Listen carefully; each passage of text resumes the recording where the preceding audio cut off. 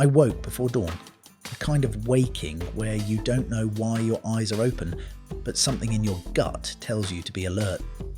The forest was hushed, a grey mist pooling low between the pines. The air smelled of wet moss and pine needles, sharp and clean, but under that was something else, a faint musk that didn't belong. I lay still in my sleeping bag, listening.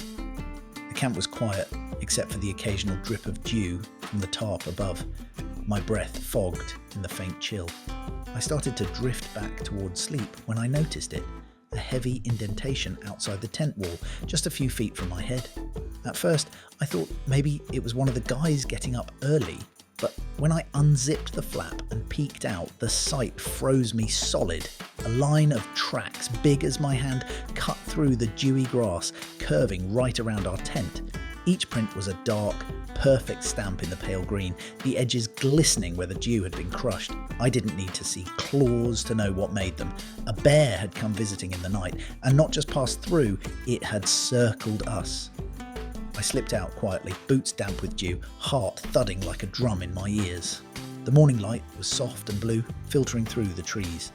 The track started near the fire pit, looped close to the food cache we'd hung between two trees, and came within inches of our tents. It must have sniffed around while we slept. My stomach tightened when I saw where it had paused, right at the door of Mark and Jenny's tent. I crouched there, studying the pattern, fresh, no more than a few hours old. The dew had barely started to settle back into the impressions. It must have come through just before dawn. I straightened up, scanned the woods, nothing but quiet fog and the faint rising hum of morning insects. Still, that feeling of being watched clung to me. A rustle behind me broke the silence. "You up already?" Mark's voice, thick with sleep. I turned to see him unzipping his tent, rubbing his eyes. "What are you doing out there?" "Come take a look," I said quietly. He stepped out, barefoot in the cold grass, and followed my gaze. His face went pale as soon as he saw the prints. He didn't say a word, just mouthed, "Bear?" I nodded. Jenny poked her head out next, hair sticking up in every direction. "What's going on?" she asked, still half asleep. When she saw our faces, she frowned, then looked down. The moment she spotted the tracks, her breath caught. "Oh no." "Yeah," I muttered.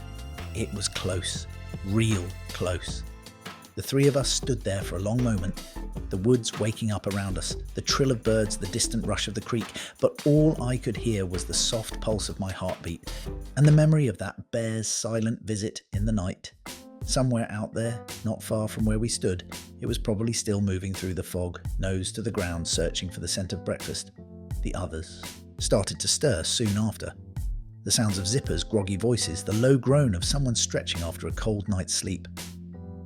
I didn't want to spook anyone, not before coffee at least, but there was no avoiding it. The bear tracks were impossible to miss once daylight began spilling through the trees.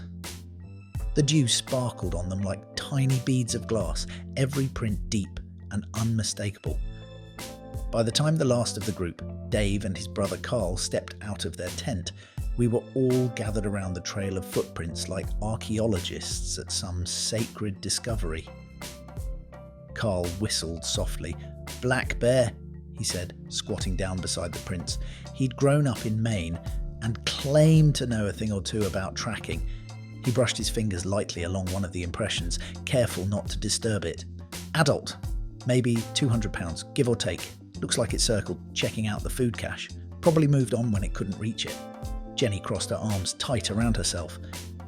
"You think it's still nearby?" she asked. "Could be," I said, scanning the fog that still clung between the pines. "Could also be miles away by now. Hard to say."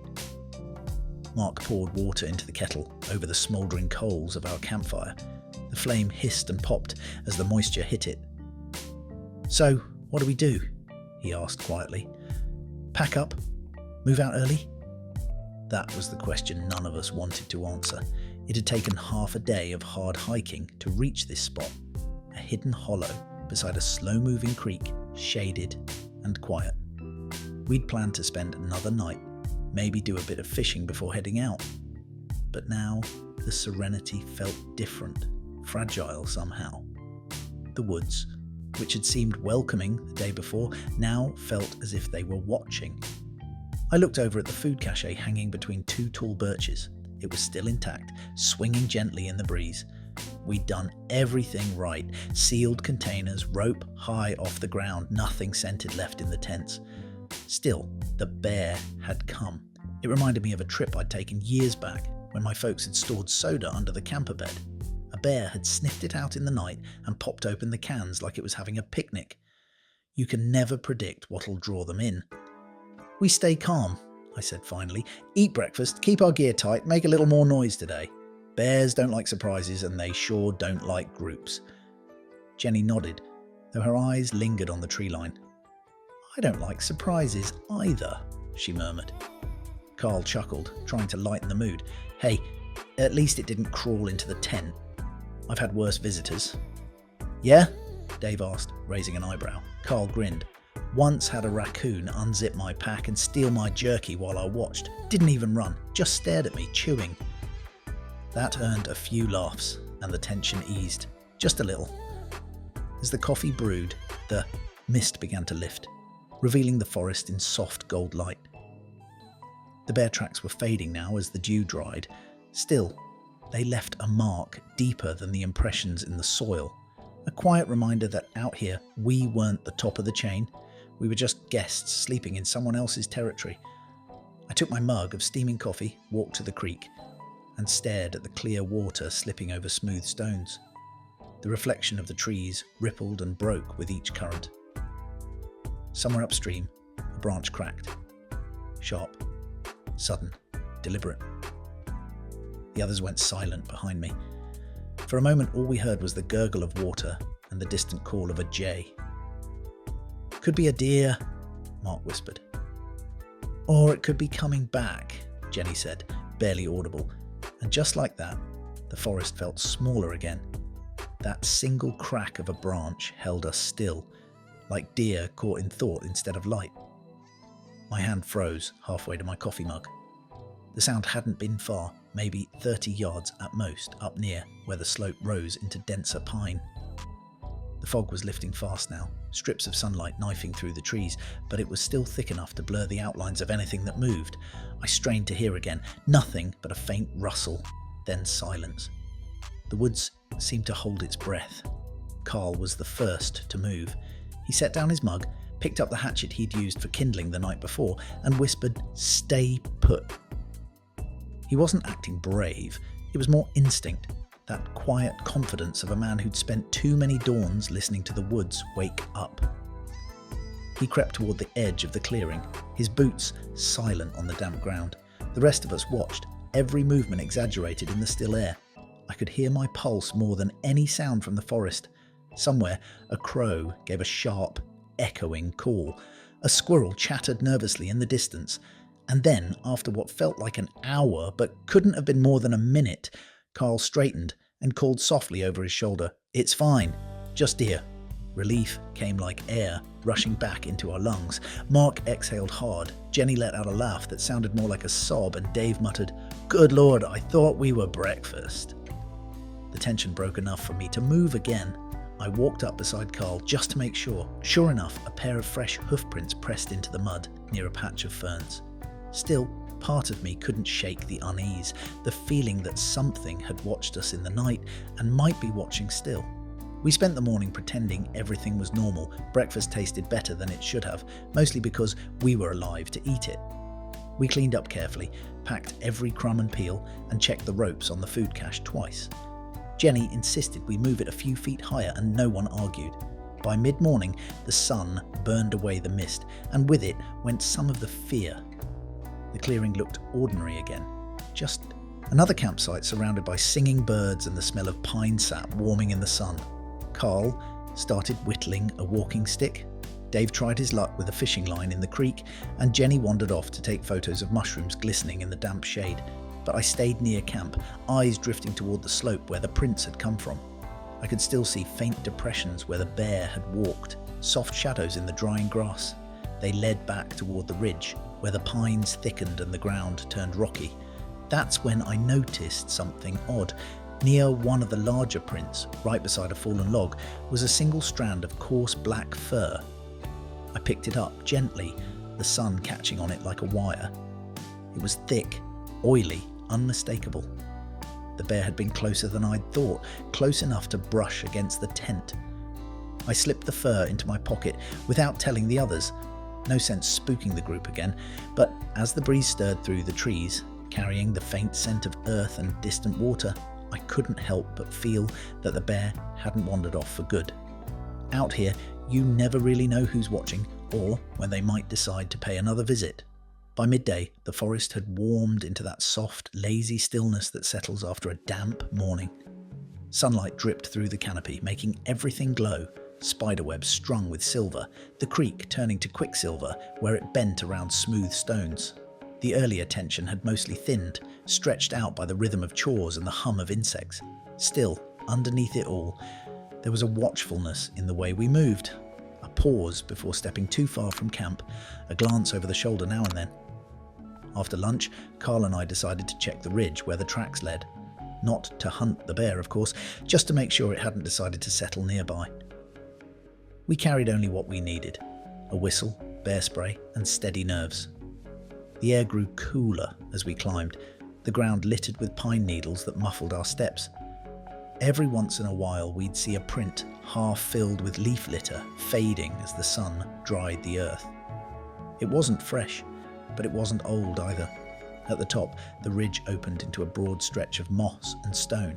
From there, we could see the creek twisting below, our camp just a patch of colour in the trees. The view was breathtaking, but it wasn't what caught my eye. About 20 feet from where we stood was a patch of overturned soil, dark and damp, with claw marks raked through it. A digging pit, maybe for grubs or roots. The bear had been here not long ago. Carl crouched down, studying the earth. "She's feeding," he said quietly. "Not aggressive. Probably a mother." He looked up at the trees and added, almost to himself, "Let's hope she's alone." Something about the way he said it made the back of my neck prickle. We didn't linger long. On the way down, we talked about whether we should move camp, but neither of us liked the idea of packing in the heat of the afternoon. The trail was steep, and the nearest clearing we'd passed yesterday had no water source. "We'll stay one more night," Carl said finally. "Just be smart about it. No food out, fire going till bed, keep the spray close." I agreed, though part of me already wanted to feel the weight of the car keys in my pocket again. When we returned, the others were sprawled on the creek rocks, feet in the cold current, laughing about something Dave had said. It almost felt normal again. I let them be and went to gather firewood, more for peace of mind than warmth. Each log I lifted left damp outlines on my hands, the smell of rot and resin thick in the air. I could hear Jenny humming by the water, her voice soft and steady, blending with the rush of the creek. By the time evening rolled around, the forest began to shift again. The warmth drained from the air, and the light turned that amber colour that makes the trees look almost alive. We ate early, beans and rice cooked over the fire, and talked about heading out at dawn. No one argued this time. When the stars began to show, we stoked the fire higher, not just for comfort, but as a kind of signal. We're here, we're awake, stay away. But the woods have a way of keeping their own counsel. Long after the laughter faded and the fire burned down to orange coals, I found myself awake again, listening. A twig cracked somewhere beyond the tents, then another, slow, deliberate. I reached for the bear spray beside me, heart hammering, and through the flicker of dying firelight, just beyond the reach of orange glow, I saw movement. A dark shape gliding between the trees, silent as smoke. At first, I thought my tired eyes were playing tricks, shadows shifting with the wind, but then the shape moved again, unmistakably alive. The firelight caught the curve of its back, the shimmer of dark fur, and for one breathless moment I met the quiet, intelligent gleam of its eye. The bear was standing at the edge of the clearing, maybe 20 yards away, broad as a boulder and black as the night around it. It wasn't charging, wasn't even tense. It was just there, curious, powerful, utterly calm. I froze. The only sound was the soft pop of embers and the rhythmic beat of my pulse in my ears. I knew better than to yell or move too fast. Slowly, I reached behind me, fingers finding the cold metal can of bear spray. My other hand nudged Mark's shoulder through the thin fabric of his tent. "Bear," I whispered. He stirred, confused, then went still when he saw my face through the mesh. Jenny's tent rustled softly. She was awake too. The whole camp seemed to inhale and hold its breath. The bear took a slow step forward. Its paws made no sound, just the faint swish of grass brushing against its legs. I stood slowly, letting the canister hang at my side. "Hey there," I said quietly, my voice steady but low. "We're not here to bother you, big fella." I remembered an old guide's advice from a backcountry trip years ago. Talk like you belong here, not like you're scared. Carl's voice came from behind me, calm and firm. "Easy now, keep the fire bright." He stepped out, tossing another log into the embers. The flames flared, and the bear blinked, stepping back a pace. Its nose lifted, catching our scent. For a long, strange minute, we all stood there. 5 humans, 1 bear, breathing the same cold air beneath the whispering pines. Then, as quietly as it had come, the animal turned and melted back into the trees. No sound of breaking brush, no crashing retreat. Just gone, swallowed by darkness. We stayed up for a long time after that, watching the tree line, speaking only in murmurs. The night was alive with sounds now, the call of an owl, the faint gurgle of the creek, but it all felt different, sharper, as if every noise had meaning. When at last we crawled back into our tents, the fear had softened into something else. Respect, maybe, or humility. Sleep came slow, but deep. Morning broke clear and gold. The dew was heavy again, and fresh prints dotted the edge of the clearing, smaller this time, maybe a cub's beside the larger ones. She'd come back, checking on us from a distance. I smiled, despite the chill that ran through me. We packed quietly, each of us moving with care, double-checking that nothing, no scrap of food, no trace of our scent was left behind. When we hiked out, the forest seemed to close gently around our trail, as if reclaiming the space we'd borrowed. We didn't talk much on the way back, but when we reached the gravel road where the truck was parked, Jenny looked at me and said, "You think she'll remember us?" "Maybe," I said, loading the packs, "but I hope she doesn't have to."